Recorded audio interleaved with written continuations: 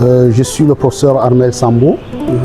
Je viens du Cameroun, enseignant-chercheur à l'université de Maroua, dans la région de l'extrême nord. La principale priorité de gestion de l'eau dans le Sahel, c'est d'arriver à assurer une gestion rationnelle, une gestion durable et partager des ressources en eau disponibles.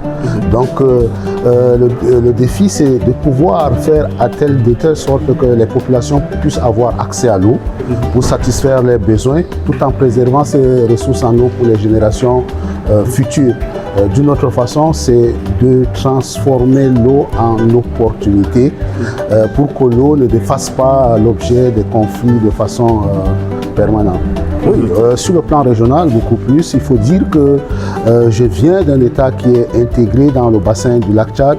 Très tôt dans ces pays-là, on a compris l'importance de gérer de façon coordonnée et durable les ressources en eau. D'où la mise en place, n'est-ce pas, de la commission du bassin du lac Tchad avec une convention. Et aujourd'hui, cette plateforme ou cette commission a mis en place ce que nous appelons la charte de l'eau.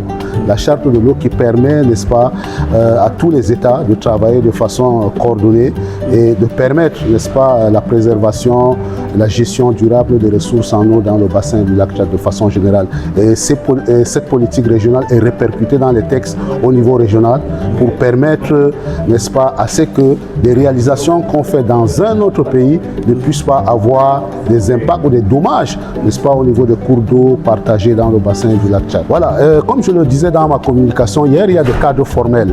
Il y a des cadres formels, des cadres légaux qui permettent et qui assurent cette gestion pacifique des ressources en eau, mais qui de plus en plus sont confrontés à des difficultés. C'est pour cela qu'on arrive à des situations, n'est-ce pas? Parfois, vous avez des accords, des textes, des conventions qui sont signés pour permettre disons une gestion durable des ressources, mais ces accords ne sont pas connus par les acteurs sur le terrain. D'où parfois on peut expliquer un certain nombre de conflits.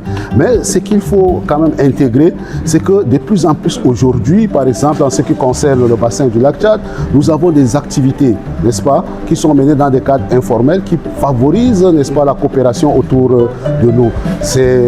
On peut prendre des exemples.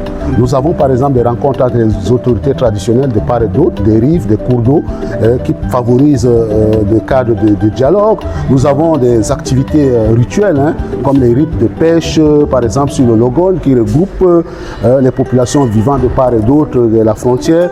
Et ce sont des cadres qui renforcent quand même la fraternité, la solidarité, et qui par moments deviennent même des nœuds pour favoriser une gestion durable, partagée des ressources, pour éviter à ce que l'eau devienne des conflits.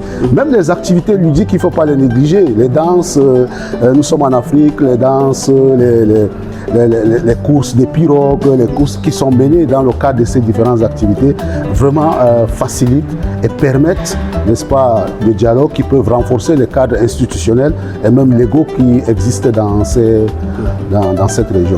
Donc, il faut mettre tout ça, n'est-ce pas, dans le cadre des défis même liés à la gestion des ressources en eau. Et ces défis sont multiformes.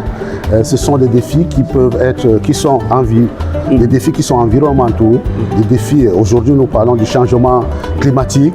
De l'autre côté, nous avons qu'il y a une augmentation, une croissance démographique qu'on observe.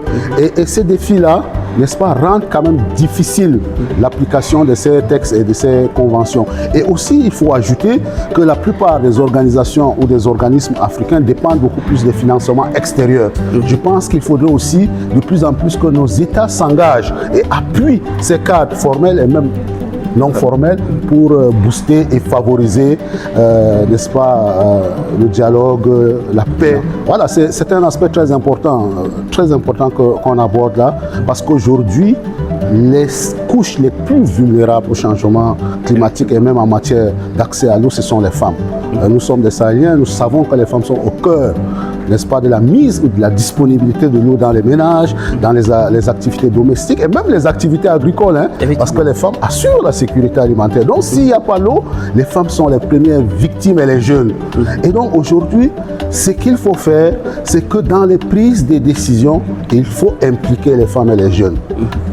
Il faut les écouter. Et il faut prendre en compte leurs désirata et de façon maintenant participative, de façon démocratique, nous pouvons arriver à une implication qui permette à ce que cette couche ne se sente pas lésée, mais au contraire contribue, n'est-ce pas, à booster, à favoriser, n'est-ce pas, l'eau comme facteur de paix dans la région dans le Sahel de façon générale. Et pour ce faire, quels partenariats régionaux ou internationaux vous semblent les plus stratégiques pour accompagner vos efforts? Oui, il faudrait que toutes ces actions soient menées en partenariat avec les organisations internationales et même les organisations non gouvernementales qui doivent appuyer les initiatives qui sont menées par la base pour permettre à ces institutions-là aussi de contribuer, d'aider, tout en prenant en compte les besoins et les désirata des populations à la base. Et donc l'État doit prendre ses responsabilités, mais à côté de l'État, nous sollicitons, n'est-ce pas, l'appui des organisations internationales et même l'appui des ONG.